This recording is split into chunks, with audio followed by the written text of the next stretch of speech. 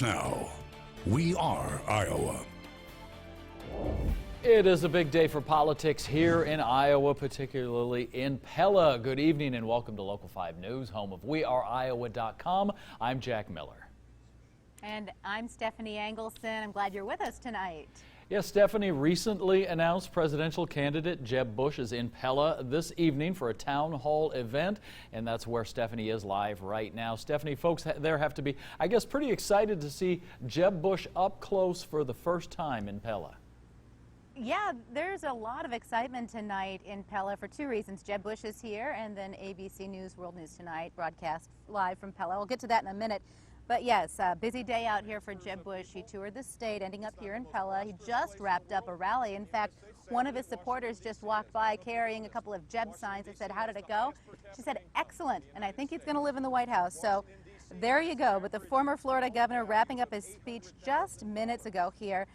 Now, Bush has lagged in Iowa's caucus polls recently. He's showing up usually right around the middle of the pack, about 5th place in support among likely Iowa caucus goers. But today is his first visit to Iowa as an official presidential candidate, and he knows he has work to do, and he's willing to do that. He's eager to meet with Iowan voters, so tonight you can call it step one there. And you may have just watched ABC's World News Tonight with David Muir, where they just aired the first exclusive interview with Bush. Our own Good Morning America anchor Sabrina, or Good Morning Iowa America, excuse me, anchor Sabrina Ahmed got a behind-the-scenes look at that interview with David Muir, and she's here with more on that.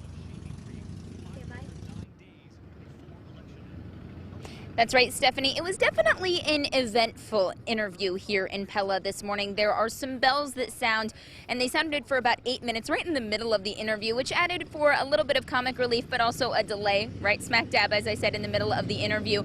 Now, Bush not only talked candidly a little bit about his family, he spoke about his wife, how she's the love of his life. He also spoke about his plans for the country. Jeb Bush calls himself quiet, competitive, focused, disciplined.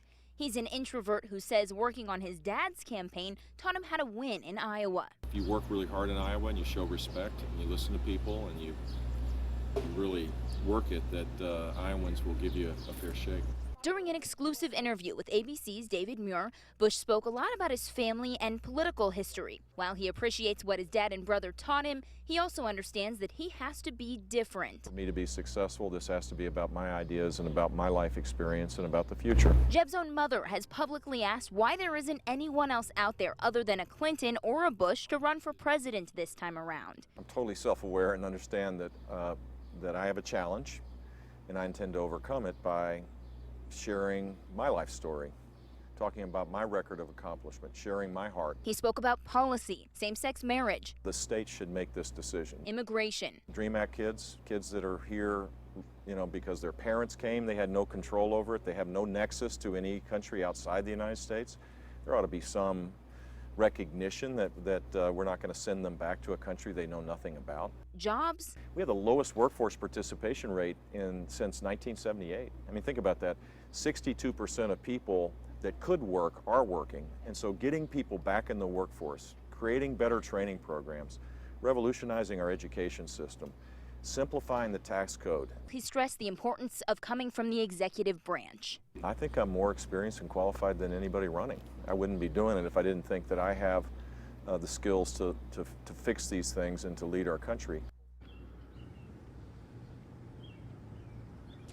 Muir and Bush ended their interview speaking for about 5 minutes, completely in Spanish, which, coming from someone who's lived in Spain, I have to say that was pretty impressive to see.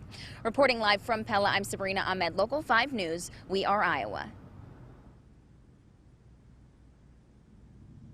All right, thanks, Sabrina. And on that, and we actually, right after that interview wrapped up with David Muir and Jeb Bush, we got to talk to David Muir a little bit about what he's doing out there on the campaign trail. Of course, he's no stranger to Iowa himself, and he personally believes Iowa deserves its first-in-the-nation status, the first-in-the-nation caucuses.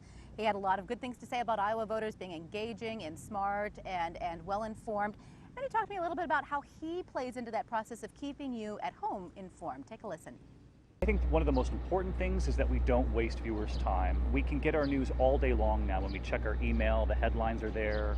Twitter.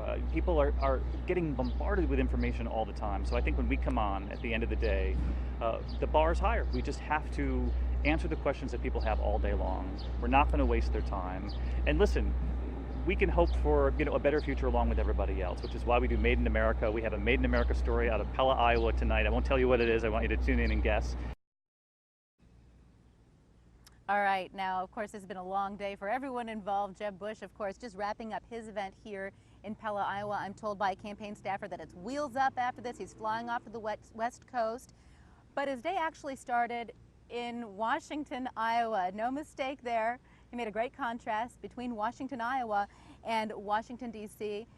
And Local 5's chief political correspondent Amanda Krenz has been with him throughout the day, and she has more on his trip. Amanda? When communities like Pella here host a presidential candidate, they probably do some sprucing up around the place. Imagine, though, if you had a possible future president come to your home and he wanted you to host one of his events. Well, that's what Adam and Teresa Mangle did today in Washington, Iowa. The couple told us that they got a call about a week ago asking if they'd host an event for a candidate. You can see here that it went off without a hitch, but Adam asked who the candidate was going to be, and at first the campaign wouldn't even tell him. He said, "I'm not going to host an event unless I know who it is for sure." They finally told him it was Jeb Bush, and he was quite pleased. He got his lawn mowed and his trees trimmed just in time. There's actually a picture in my high school yearbook of me voting for his dad my senior year in high school.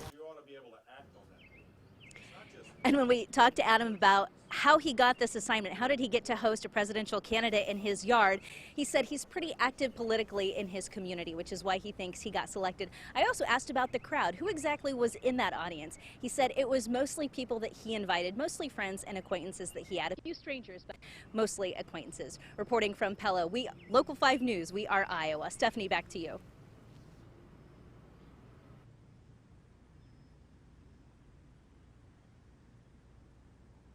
All right, thank you, Amanda, for that. And of course, Jack, it has been a busy day here. Jeb Bush is just wrapping up his event. Heard from more supporters. They said, yes, it was a good one. So they're fired up for that. And we know that this is just the first of many visits for him, and really the wide open and crowded Republican field. And of course, the Democratic candidates will be here too. It's something we're going to have to get used to as Iowans, Jack. It's getting real interesting here in Iowa. Stephanie, thanks a lot, along with